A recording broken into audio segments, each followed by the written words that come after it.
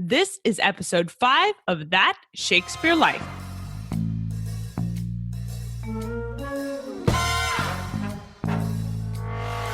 The actor playing Richard sort of walks on stage, kind of shuffles to the edge of the stage, famous opening lines of Richard III, "Now is the winter," and he's clearly drunk.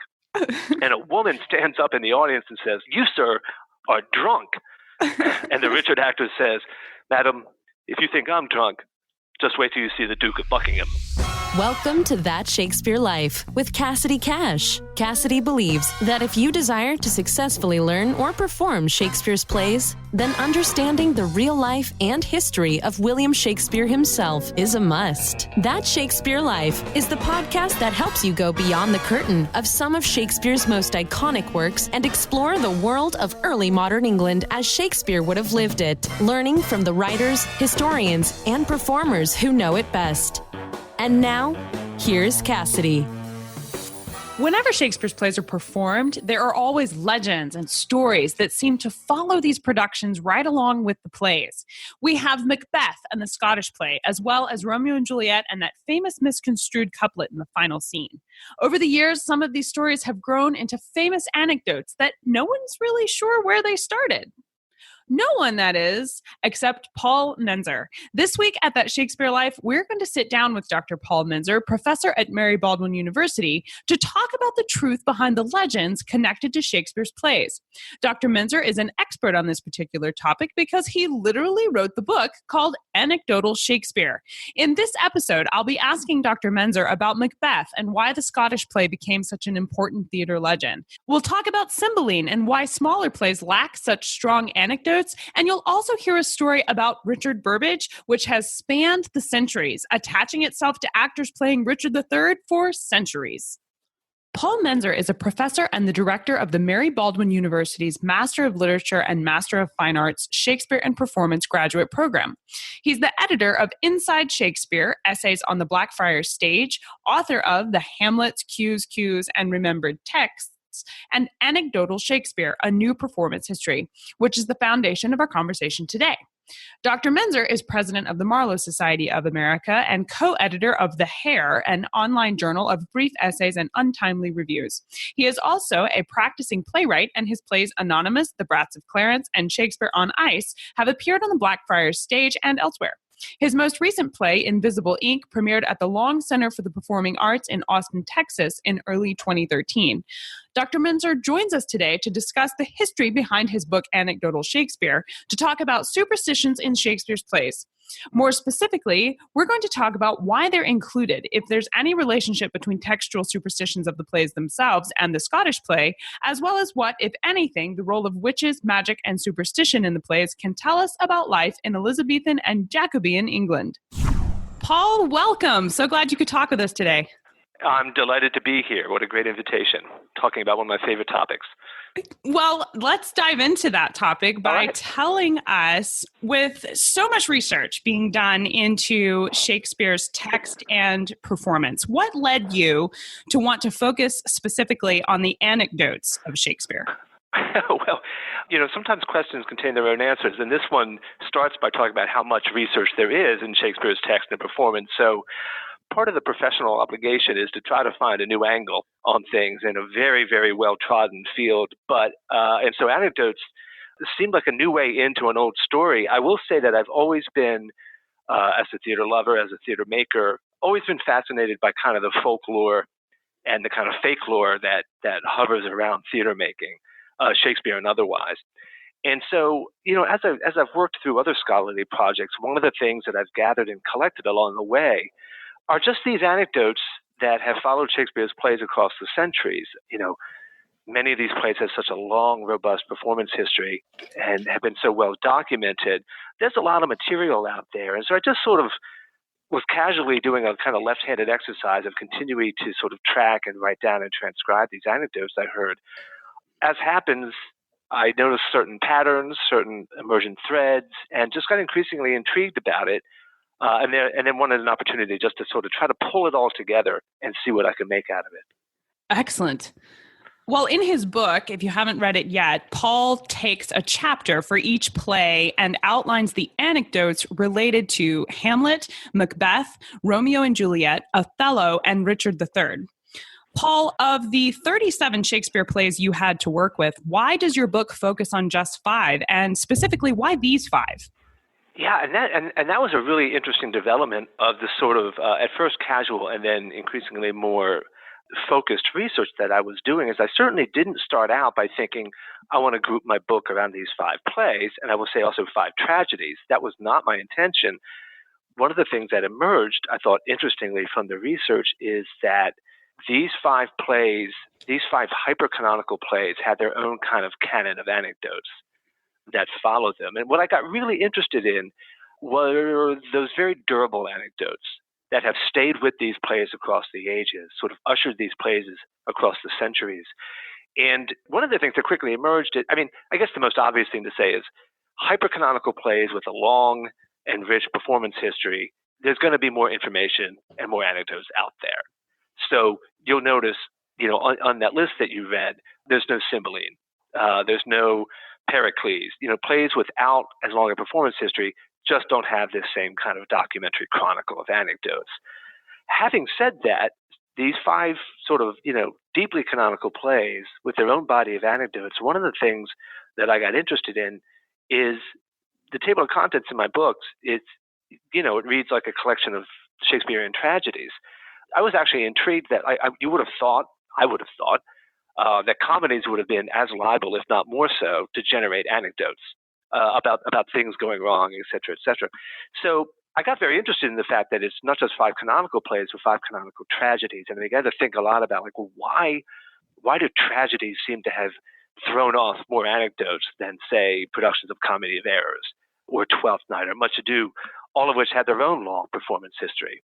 And what I concluded, and it's really more of a conjecture than anything else, is that most of the anecdotes, most theater anecdotes are about things going wrong, or about things not going according to the script. And one of the sort of maybe half or maybe quarter-baked theories that I developed in the book is that one of the reasons that tragedies tend to generate anecdotes is as a way of forestalling the end that we all know is coming. Quite apart from wanting to inject some humor into what can be a depressingly dreary sort of sequence of events. Sort of comic relief. Yeah, a kind of comic relief. And I guess one thing to say is comedies don't really need comic relief, or they shouldn't need comic relief. So certainly a kind of comic relief at one level, but a lot of the anecdotes that I write about in the book, with these 5 plays in particular, are about actors and events going off script, as though it's an attempt to sort of interrupt the play, to create a different ending in a way, to divert it from the place that we all know it's going. To postpone it, sure. We're going to address one of the anecdotes that relates to Macbeth pretty specifically in just a minute, but I want to ask you to give some examples of the anecdotes. We keep saying anecdotes, and I was wondering if you could provide some context and just give 1 or 2 examples of what we're talking about. Well, just, working across the list of plays that you enumerated, again, what I tried to locate was the central anecdote that has shown up the most often across these 5 plays, or 6 plays, or whatever it is. The durable ones, yes. The durable ones. And so for Hamlet, the most durable anecdote is the substitution of a real skull for the fake one in the gravedigger scene. And lots of stories about where that skull came from. Lots and lots of stories about various people bequeathing their skulls to be used in Hamlet. And so there are lots of anecdotes about the origin of the skull in Hamlet. Macbeth, which we are going to talk about, has a very obvious anecdote that we'll get to. Romeo and Juliet, the most durable anecdote with Romeo and Juliet has to do, to some degree, with the final line of the play, with actors sort of famously butchering the closing couplet, which is odd, of course, because as you know and as your listeners know, ends by inverting the names Romeo and Juliet. So we get Juliet and Romeo. So there's loads and loads of anecdotes, of the actor who has to say the final line of that play, saying, and thus, there never was a story of more woe than this of Romeo and Juliet, right? And lots of stories about that, because I think so prescribed and fixed in our imagination is the coupling Romeo and Juliet, that final inversion of the couple for the sake of a rhyme throws actors off. So lots of stories about that. Othello has a slightly, I should say, less comic and more sinister anecdote. One of the anecdotes that has followed Othello across the ages, up until the point when the character of Othello stopped being played in blackface, which was more recent than we might imagine. But across the years, lots and lots of anecdotes about the blackface makeup from the Othello actor rubbing off either the young boy or the woman playing Desdemona. And so lots of anecdotes about the transfer of makeup, which of course has a kind of serious punchline because it gets into questions about racial transfer, miscegenation, et cetera, et cetera. So with Othello, that central durable anecdote of the transfer of makeup becomes, as I write about, more than a cosmetic question. It becomes a way that the play produces its own anxiety. A much broader application, yeah. Much, much broader applications. Richard III, actually, in some ways, I will say Richard III, it's kind of has what I kind of consider the kind of originary theatrical anecdote, at least for my project. And I've heard this anecdote in so many different forms across the years, but it has to do with the actors playing Richard in Buckingham, and it has to do with the actors playing Richard in Buckingham having too many drinks before the show. There's 1,000 different versions of this with 1,000 different actors starring in it. But the story is that the actors playing Richard in Buckingham have a bunch of drinks before the show. The show opens. The actor playing Richard sort of walks on stage, barely able to walk, kind of shuffles to the edge of the stage and begins the very famous opening lines of Richard III. Now is the winter, and he's clearly drunk.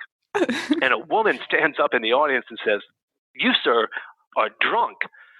And the Richard actor says, "Madam, if you think I'm drunk, just wait till you see the Duke of Buckingham." and that the reason I got fascinated by that anecdote is it's one of the ones I remember hearing as a kid.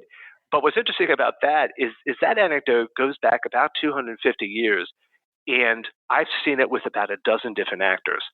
Right. So there are versions where it's David Garrick, where it's Henry Irving, where it's Peter O'Toole, where it's Richard Burton, on and on and on. So the anecdote stays the same. The actors just change parts. So it's become like a little playlet in and of itself. Which is fitting for Shakespeare to have a great story last. So. Right. Yeah, that's right. That's right. But, again, it's sort of to my point of anecdotes wanting the play to go off script.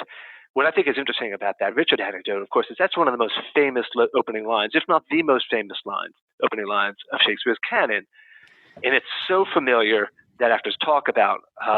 Anthony Sher, the great contemporary actor and writer, writes about the problem with a line like that. He says, when you say a line like that, you can feel all those other mouths that have had that line in them. It's this sort of queasy sense of saying something that everybody knows. And so this anecdote doesn't even let the actor finish that line, before it gets interrupted. So it solves that problem for them. That's right. Exactly right. So it's that sort of thing. All of these plays have their own sort of bodies of canonical anecdotes that hang with them.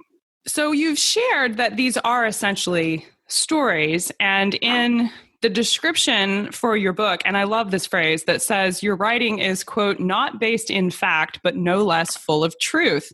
And I want to ask you to address how it is that something that's not based in fact is still considered a source of truth. Yeah, well, what I'm sort of getting at there is that kind of trying to verify whether these anecdotes actually happened is really beside the point, right? I mean, you quickly find if you sort of try to track down the origin for an anecdote, you will never find it because there's always another origin, right? But again, that's doing sleuth work on these anecdotes to turn up whether they're factually true or not, I think misses the larger point, or as it were, the truth of them.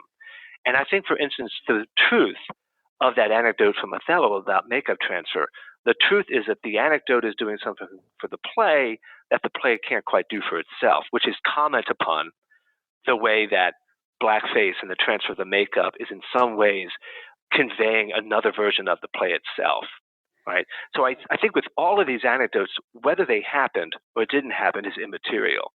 The fact that they have become anecdotal is a fact, and that to me points to a larger truth. So I'm never particularly interested with an anecdote whether it actually happened. I'm more interested in the fact that it has become anecdotal. It has repeated itself.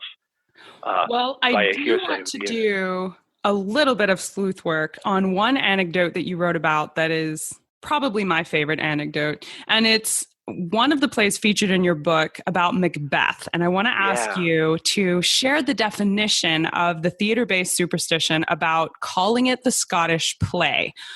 Why does that particular superstition exist? That's a great question, and Macbeth in some ways violates what I just said because in my book one of the things I do is try to track down the anecdote about the superstition of the bad luck of saying Macbeth in a theater. Because with this superstition, what I discovered actually is it's not a particularly durable anecdote. So whereas those other plays, I could at least date back the anecdotes that I write about to the 18th century. The superstition of the bad luck curse of Macbeth, I couldn't find any early examples of it until about the earliest mention I heard of it that I could find is in the 1930s, although there's some whispers about it in the later 19th century. But I was surprised that the famous curse against saying Macbeth in a crowded theater, or the famous curse that hangs over that play more generally, that it was not a particularly durable anecdote. It's not very old. No, that's pretty recent. Not very old. It's really pretty recent. It's about 100 years old. But it has some legs. But I was kind of intrigued by the fact that when anybody writes about or talks about that curse, they call it the ancient curse, right? They continually sort of try to backdate it to make it seem as though this has always been part of the play's performance legacy, and it simply hasn't. I think in my book, in the chapter on Macbeth, if I can recall, I open up by writing about actors talking about a play that they call Cursed, and it's from I'm going to flip to it here. Yeah, it's from the 1780s.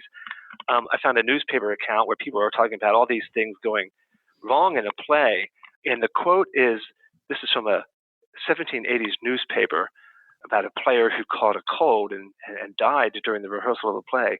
And he says, as a consequence, the play was termed by the players the unfortunate comedy. And they're writing about all's well that ends well, not Macbeth. And so what's interesting to me is that apparently at different times over the ages, different plays have been considered bad luck. Now, certainly Macbeth has supplanted them all. But maybe Macbeth was the scapegoat.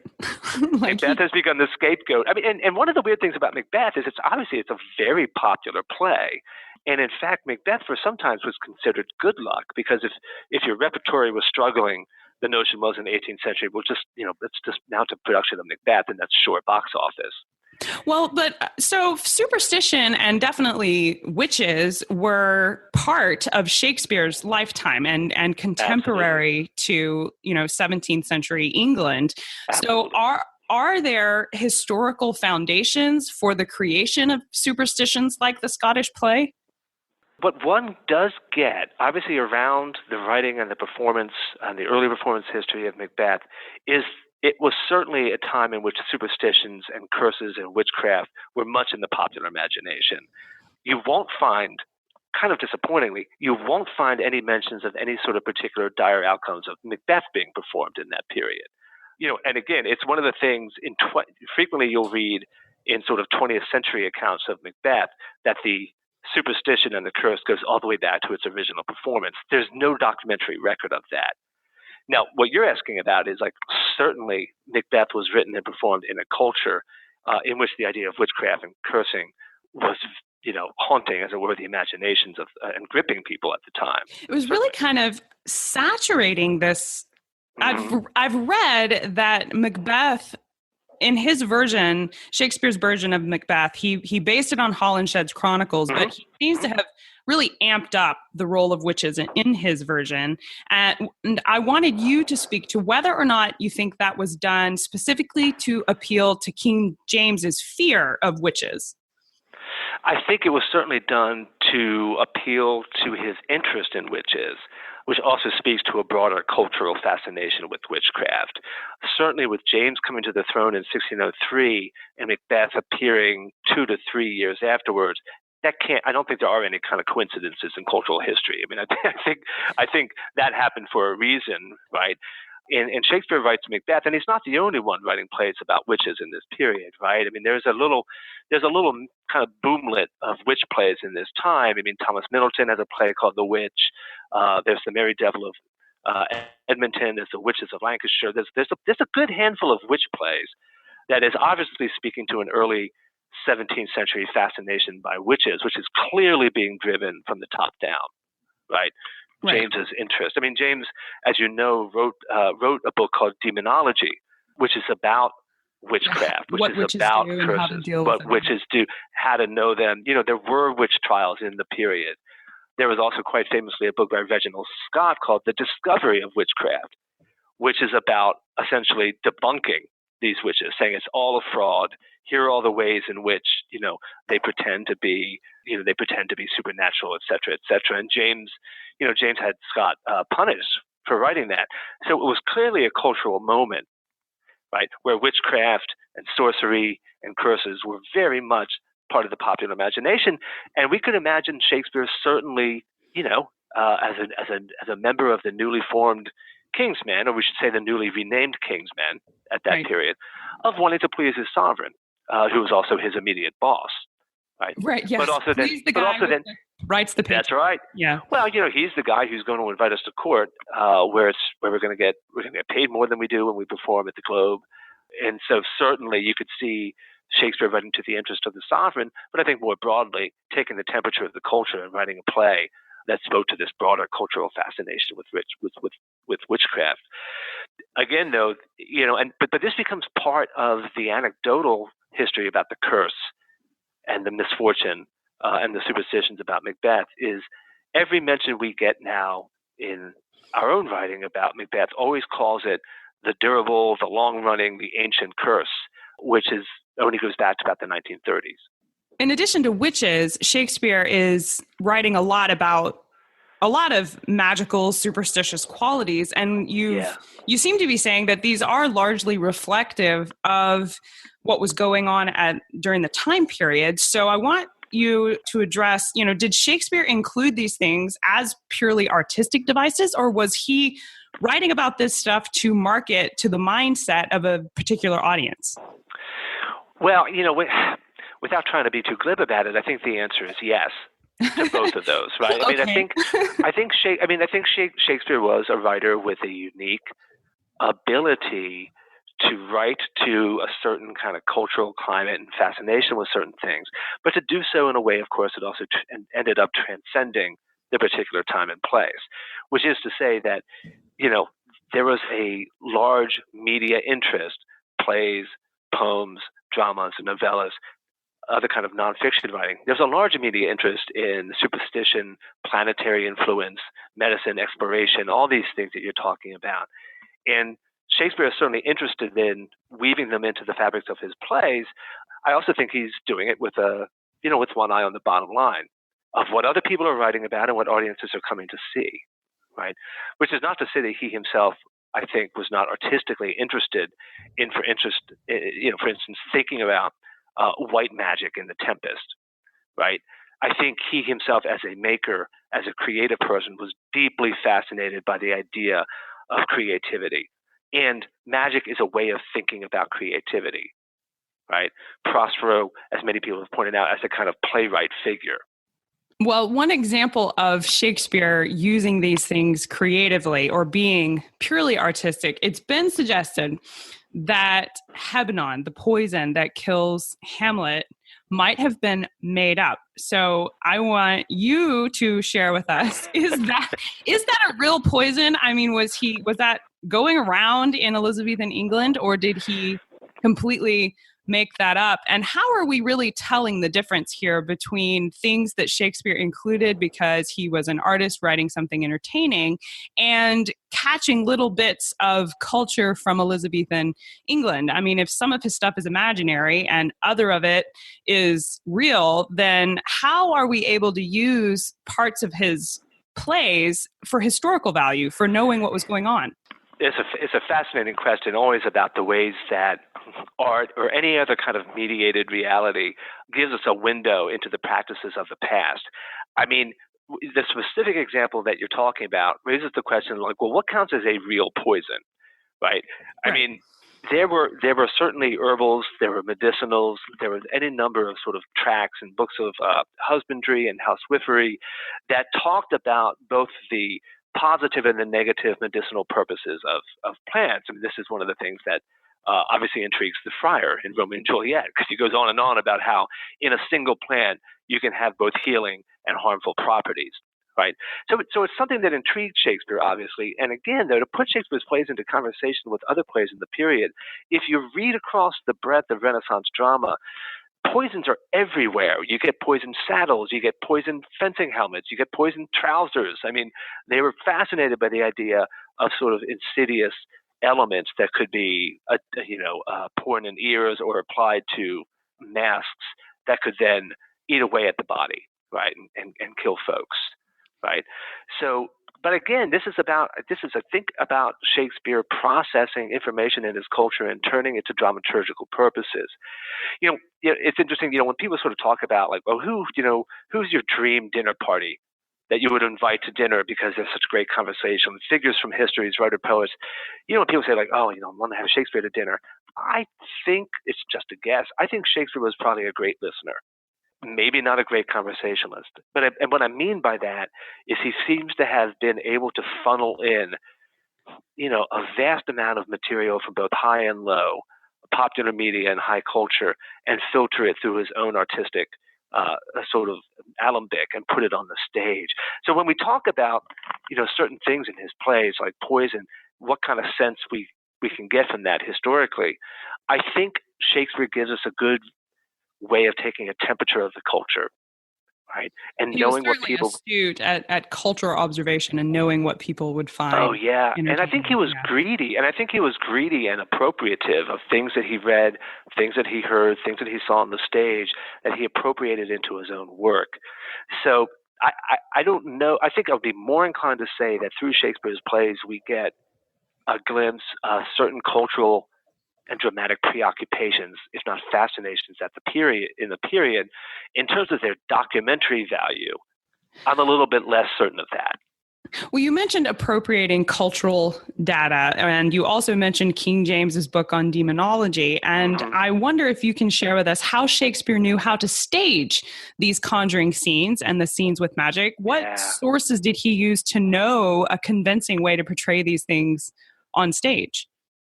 That's a fabulous question. I think one of the things that we as scholars don't think enough about is that Shakespeare probably went to a lot of plays, both, as a boy, potentially seeing touring companies, but certainly coming to London, he must have haunted and frequented the theaters and learned how to structure plays there and how to stage certain things. When it comes, though, to sort of staging certain things like, for instance, the disappearing banquet in The Tempest, one of the things, and I mentioned this book earlier, one of the things that Reginald Scott writes about and includes amazing woodcuts of in The Discovery of Witchcraft is how to pretend to behead people, right? Of how to make food disappear. And he writes and provides kind of, he's sort of a skeptical debunker. And he's like, there are all sorts of ways, there's all sorts of gimmickry, and stagecraft that witches use to pretend to be magical.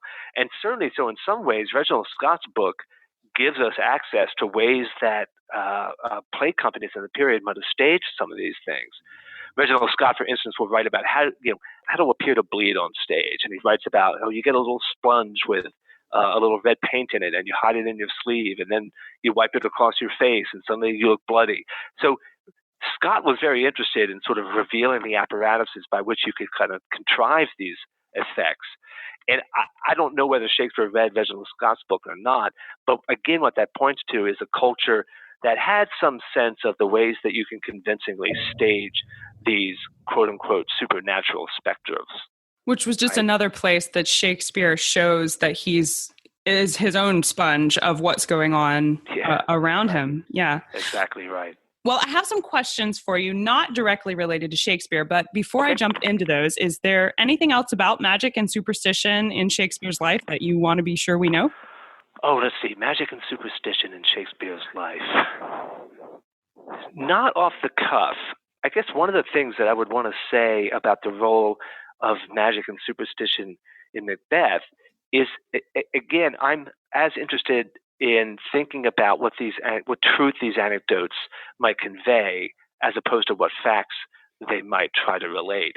And while I don't think that it's a fact that Macbeth has ever been particularly cursed, what I'm interested with Macbeth is that is a play that, for me, keeps trying to put the rabbit back in the hat, right? It's a play that deflates itself. I mean, these things that we think are magic turn out not to be. You know, Macduff is not of woman born. He's the product of a cesarean section, right? It's not actually, as it turns out, a walking forest. It's a bunch of soldiers with twigs, you know? And so it's a play that kind of relentlessly demystifies itself, right? I mean, as it turns out, the witches actually really just seem to have read ahead, right? And so one of the things I'm interested in is that because, to my mind, the play demystifies itself, that's why I think it's produced these anecdotes about it being cursed. Because the anecdotes provide for the play what the play tries to take away from us, which is the idea of supernaturalism. And so I guess that's something I'm interested in terms of thinking about Shakespeare's skepticism about magic, I would say. Yes, and really the definition of magic is, I know a lot of modern magicians, that sleight of hand is what you're doing when you do magic. Yeah, that's so right. Definitely an important thought to consider. Yeah. Think about the books that you've read the last couple of years. What would you say are 2 or 3, and you can do 1 or 2, titles that immediately come to mind as having had the biggest impact on you? Oh gosh.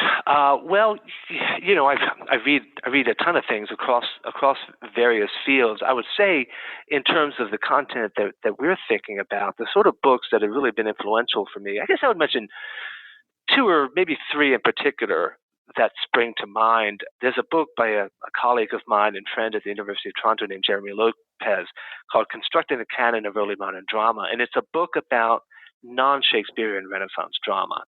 And it's a book about the ways that non-Shakespearean Renaissance drama have been ignored, or the way that they have or have not been anthologized. And it's a fascinating book about the fact that Shakespeare obviously dominates our study of Renaissance drama almost to the extent that these other plays get eclipsed. And it's a fascinating book about what we think of as canonical in the period. And one of the wonderful things it does is it brings all sorts of the wonderful, varied, very deeply weird plays of the English Renaissance and writes about them and tries to sort of promote them as something that need to be performed and taught and etc. So that's one book that I would mention. Another book that I've just been working through recently is by Jeffrey Maston, and it's called Queer Philologies, and it's a fascinating study about how to characterize. It's a deeply brilliant book that I haven't finished yet, but it's largely about the ways language was taught in the early modern period, the ways that our ideas, let me put it this way, it's about the ways that our ideas of sexuality and sexual identities have been shaped by language, and the way we talk about these things. And it's really quite brilliant, and I would highly recommend it. I guess the third and lastly is a book by a man named Rob Conkey, and it's called Writing Performative Shakespeares. And it's a book that is about the ways that we write about performance. It's a book about the ways that performance is very difficult to write about. Performance is very difficult to capture purely in prose. And it's a book about the strategies of how we might more deeply and thoughtfully engage with performance through the ways that we document it in writing. So I guess those 3 off the top of my head are the ones that I would promote. Excellent suggestions. We'll put those links to those in the show notes for this episode. Oh, great. Yeah, I believe that the study of history is essential to the study of Shakespeare plays. And I wonder if you could share with us your tips for studying things like Shakespeare, where you do run into so many anecdotes and you run into, you're looking into magic and superstition and you're not sure how to tell if you're really learning about William Shakespeare or if you've gotten caught up in some kind of hype that was somewhere else. So what are your strategies for navigating that forest of information? Yeah, it's a great question. I just want to think about a lot as a teacher. I mean, I came to graduate school at a time where, always historicize was the catchword, right? We had to historicize all of our work. And one of the fabulous things that has happened and is happening really in the last decade or slightly more is the digitization and searchability of early modern texts.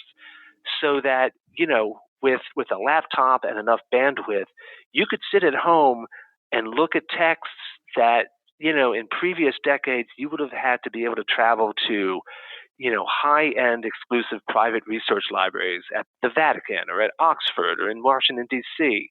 to get access to these materials. They are now all available, So you can go to a source, for instance, like Early English Books Online Text Creation Partnership, so that the website would be ebo-tcp, and you can look and browse and search in hundreds and thousands of other books printed in Shakespeare's time. So, for instance, if, as you were earlier asking after a particular herb that is mentioned, you could enter that search term, and, in the work of in a matter of instants, you could have at your fingertips dozens of books that use that same word or are writing about the same thing. So we just now have access to amounts of information where it would be irresponsible of us not to historicize, right, and not to contextualize. Because, again, just a couple of decades ago, these rarefied materials were held in exclusive libraries, and you just couldn't get access to them. But, every day more of this stuff becomes available online. For instance, take one of those old saws like Shakespeare invented 1,000 or 100 words or whatever it is, right?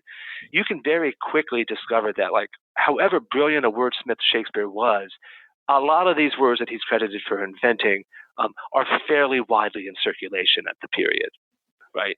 And so, but we can just now do research that previous generations of scholars really needed quite exclusive access to be able to get to. So there's been a great leveling in terms of, the elite versus the amateur scholar, or the elite versus the non-elite college or university, right? You don't need the world's best library to do the kind of work that we're talking about here. It's available literally at our fingertips. That's fascinating. I'm not sure how I didn't know about EBO, but I'm going to be checking that out, I think, immediately after this conversation. Well, it's not the kind of thing that's going to make the headline news, so it's not always known to everybody. But and I should say too, I should give credit where it's due. Many of our great private research libraries, like the Folger, like the Bodley, and like the British Library, are actively moving this material online and making it available to people. I mean, we're going through, Shakespeare in the age of big data and digitization means that we're going through a fantastic sea change of availability, where a lot of our leading sort of scholarly libraries are opening up access to people in ways that has just never been possible before. And it's a really exciting time because there are huge discoveries to be made simply by getting into the materials written by Shakespeare's contemporaries and finding out what is it about him that is unique and what is it that's not. And I harp a little bit on this, just on this idea of Shakespeare inventing all these words, because it's one of the things we like to say about him, as it turns out not to be true, but that doesn't diminish his genius whatsoever, right? It's not the invention of words that makes somebody a literary genius. It's knowing how to use them, how to right? Use the words, and in what sequence. So it allows us to for me, it allows us to sort of put some of those myths and hype aside and get at the facts and the truth of the matter, which do not diminish the accomplishment whatsoever. In fact, I think they increase it. Well, what is next for you? What are you working on now that you're excited about? Well, I'm writing a book, or just getting underway, a book called Shakespeare's Enemies. And what I'm, as you certainly know, I mean, across the years, there have been writers who have aligned themselves against Shakespeare, or certainly have sort of called into question or found fault with his work. And so I'm really interested across the ages of writers and figures who have responded antagonistically to Shakespeare's work. And that runs from his sort of reasonably well-known contemporary, Robert Greene, who's famous for calling Shakespeare an upstart crow, beautified with our feathers, calling him kind of a hack and a plagiarist, right? Right. So from all the way up to Ira Glass, who I guess on This American Life a couple of years ago, or maybe in another venue, had gone to see King Lear, and he was like, "Oh God, it's terrible. Shakespeare sucks." And of course, that raised a little dust up of people. But I'm interested, I'm interested aesthetically, but I'm also interested in what is happening when, be it a public figure or a famous writer, kind of aligns him or herself against Shakespeare. George Bernard Shaw famously, although he liked Shakespeare's works to some respects, George Bernard Shaw sort of famously said, like, when I compare my mind with Shakespeare's, I'm blown away that anybody kind of considers him a genius, right? So there have been, but Voltaire had his anti-Shakespearean moment. Byron had his anti-Shakespearean moment. Wittgenstein did. Even Tolkien had moments where, I think tellingly, Tolkien really took issue with Shakespeare's treatment of elves.